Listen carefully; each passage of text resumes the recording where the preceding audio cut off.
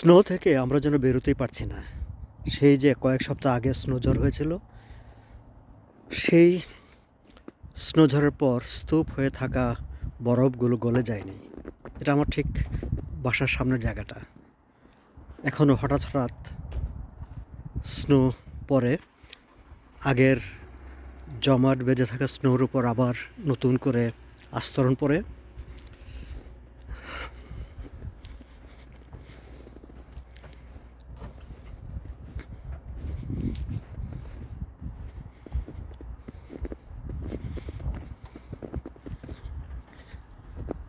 বরফ কেটে এই যে ঘরে ঢোকার এই রাস্তাটুকু আমরা করে রেখেছি, প্রতিদিন আজকেও করতে হয়েছে।